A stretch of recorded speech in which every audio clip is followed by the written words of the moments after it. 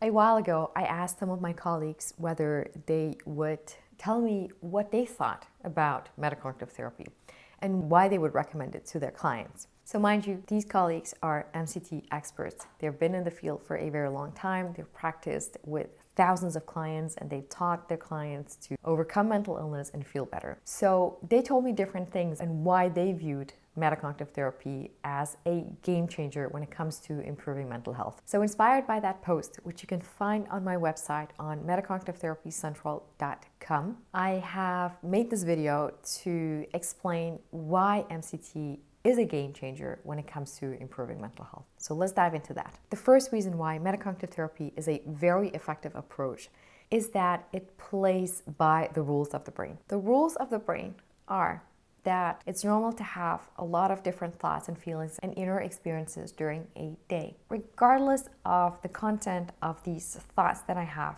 the feelings that I have, the experiences that I'm noticing in my body, when it comes to developing and having mental illness, the type of thoughts I think, the type of experiences I go through are not as important as how much time I actively spent dwelling on these thoughts and feelings and inner experiences. If I am stuck in traffic and I have trigger thoughts about how terrible this is, how I am unable to get to my meeting, how tired I am, how hungry I am, how stressful it is, I can have a lot of thoughts related to being stuck in traffic. But these thoughts do not define how stressed I feel in the long term, or whether I develop a panic attack, for example. However, if I start worrying about these thoughts, if I start dwelling on these thoughts for a longer period of time, that is when I am affected negatively over a longer time.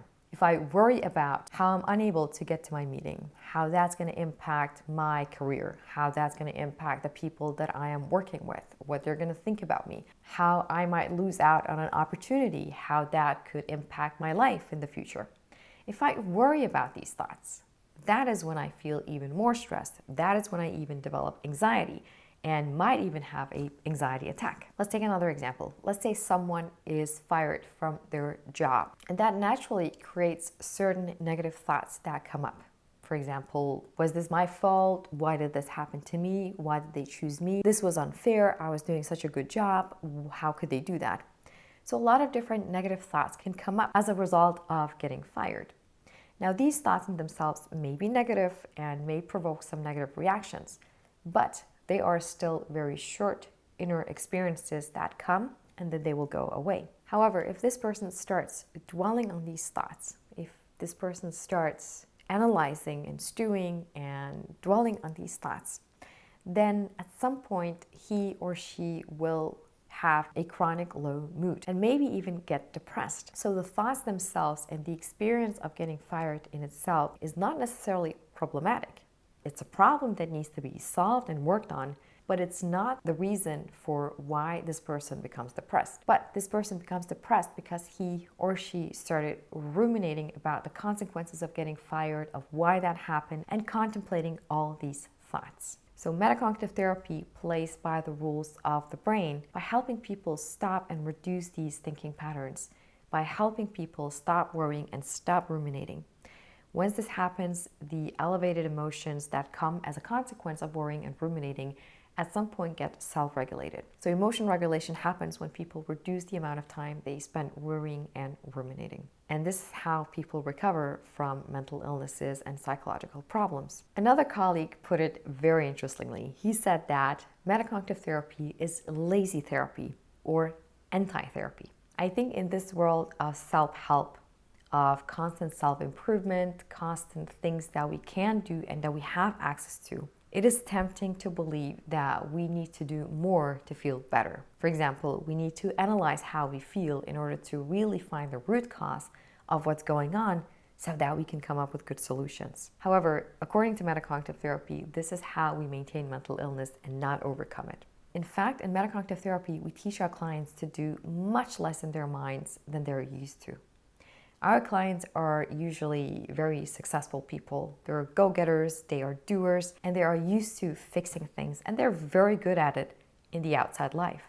However, when they apply the same tools to their minds, they become much more confused, they end up struggling much longer time than is necessary. So when they come into metacognitive therapy and we actually teach them and instruct them to do much less, you need to think much less, you need to analyze much less, you need to figure out your thoughts much less, you need to control your feelings much less. In fact, you don't need to do very much, and let's teach you how to do that. That is incredibly relieving for many of our clients.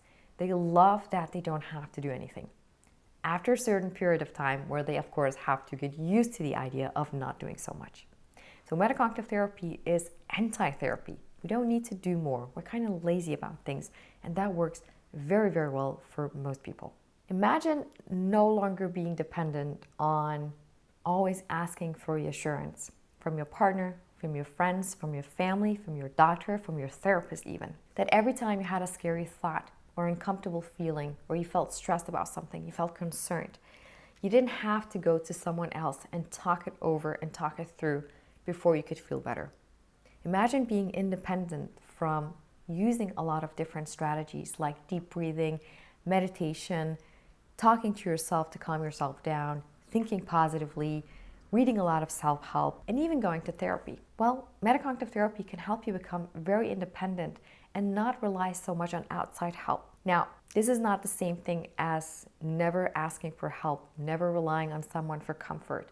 That's not where we're at. But we do know that people who suffer from anxiety, they tend to rely overly much on their loved ones, on friends and family and medical professionals to help them regulate their emotions because they don't believe that they can deal with that themselves. Every time they are in a stressful situation, every time negative thoughts and feelings pop up, they think they need to go to their therapist for an emergency session. They need to have someone else to help them calm down before they can feel better.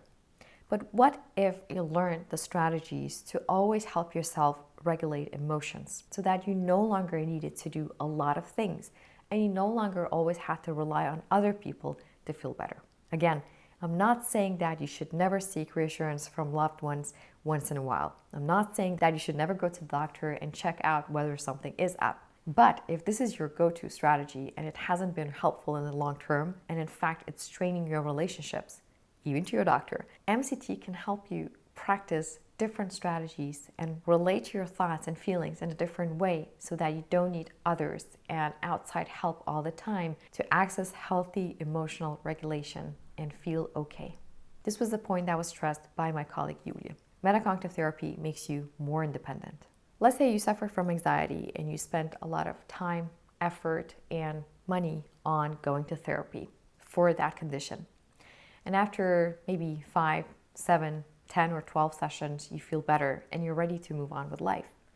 But maybe a couple of years later down the line, you now become stressed over something, or something major happens in your life and you're not sure how to cope. You're feeling upset, you're feeling sad, and maybe even depressed. A lot of people would think that they had to go back to therapy to learn new tools, to learn new skills, and learn to manage this new situation and these uncomfortable thoughts and feelings that they're in. But imagine that from the first therapy you had for your anxiety condition, you had learned certain tools and skills that you can now just transfer to the negative thoughts and feelings and experiences that you had in this new situation. So what if the skills that you learned back then in therapy were transferable across conditions? This is the advantage of metacognitive therapy. The skills that we learn are transferable, and that is because MCT is a transdiagnostic approach. That word sounds fancy. What it means is that it works the same way across different psychological disorders.